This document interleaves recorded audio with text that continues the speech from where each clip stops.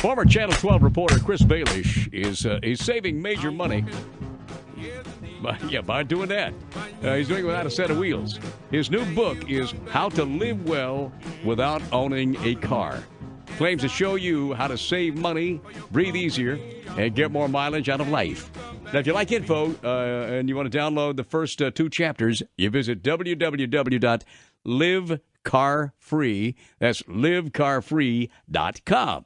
And Chris, welcome home. Good to talk to you again. Hey, good to hear you. Good to hear your voice, Gary. How's Mama now? Mama doing fine. Thank you for inquiring. How you doing, Duke? Good, man. Duke's doing fairly well. Duke and I have been discussing your book, and it makes a whole lot of sense. But, I mean, did you live car-free when you worked in Cincinnati, Chris? I did not. I had a big Toyota Sequoia SUV. Oh, yeah. Nice.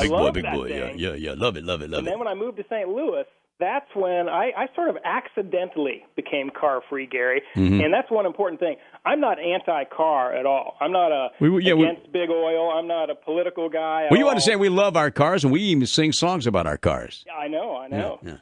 Yeah, well, see, that's the other thing. I don't think most Americans actually love their cars. I don't think that's the best description of the relationship. I think Americans are addicted to their cars out of habit. I know I was. I mean, there are so many problems with the car and so many expenses, but what choice do you have? Well, I learned through trial and error that there are other choices. There are other choices. You're going to talk about rapid transit, but don't folks who ride rapid transit, aren't they full of, smelly, crazy people? Actually, no. When I ride the bus, I'll tell you what I see most of. I see Apple laptops, iPods, and people talking on using their BlackBerry and talking on their cell phones. So if these are people who are hard up for cash, they're certainly spending a lot of money on their toys. Well, maybe they're not hard up for cash and have a lot of toys because they've gone car free. Exactly right, Gary. Let's be honest, that is the big motivator for even considering going car free. And you say a typical American male devotes more than 1,600 hours a year to his car? Well, that's a direct quote from a book that was written by another guy. I believe it. Yeah. Oh, yeah. When I think he's factoring all the hours you work to pay for that car. Mm-hmm. But the main thing is, according to AAA, the American Automobile Association, back in 2004, when gas was $1.80 a gallon, the average American spent $8,400 a year to own a car. And that's a lot of money. That works out to about $700 a month. And sure enough, when I got rid of my car, I started saving. I had a big SUV, so a little bit more than that, about $800 a month. Mm-hmm. And if you're making $200,000 a year, that may not be a big deal, but to me, that's a lot of money. Yeah, man. You have some great cartoons in here. I like the one "Drive to Work, Work to Drive." The guy shows him in traffic saying, "I hate driving, but I need a car to get to work." Then at work, he says, "I hate my job, but I got to make my car payments." That's exactly right. That makes a lot of sense, yeah. Yeah, and I think a lot of Americans, millions of Americans, are in that position. But here's one of the things I mentioned in the book.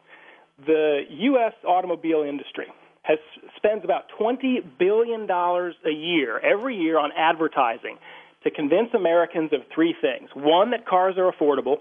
Two, that every American needs to own a car. And three, that our image and self-worth are tied to our car. Of course, none of those three things is true, but $20 billion buys a lot of convincing. Yeah, no doubt about it. Now, Chris, you're a journalist, and I couldn't let a journalist hear me just throwing these softball questions. I got one tough question for you. Oh, do it. Okay, how do you go to the grocery store without owning a car? Absolutely. Well, I use my bicycle, and I have a rack on the back, and I have two panniers bicycle bags that hang off the back. They're about $27 each. And I ride my bike to the grocery store. It's about a mile away. But you see some little ladies, though, going to the store shopping for a family of 9. Right. She's got to have a car. Well, that's another. I'm glad you brought that up. That's another important point about this book.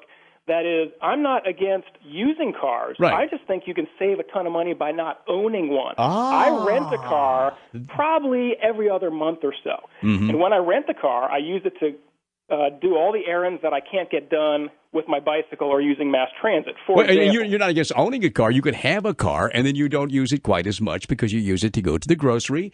You use it to go make out at the drive-in, because you can't get that kind of thing. You need it for that. Yeah. Things that are really important. Otherwise, why not take mass transit? You know, if there's enough. I live in Alexandria, Chris. I'm just kind of wondering how long it would take me to get into work. You haven't even gotten a bus schedule. You've No, been I don't. complaining I don't about know. this for I don't know. years. I have no idea. You've never even bothered to pick up a bus schedule. Well, that's why I'm asking Chris now. He doesn't have Tank's schedule memorized. He might Well, have. you know Oh, what? I think he Initiative. does. I bet he does. How long, Chris? Well, Duke brings up another great point, and that is, Gary, what I find is that most people who have depended on a car for their entire life, their entire adult life for transportation, they don't even notice other forms of transportation. That's the point. I drove by the same bus stop for 2 years every day, never even noticed it was there until I got rid of my car and I needed it. Then you got hit by a bus. Like, oh, my gosh, it's right there. I got hit by a bus, and by God, I knew they were there then. That's when I knew.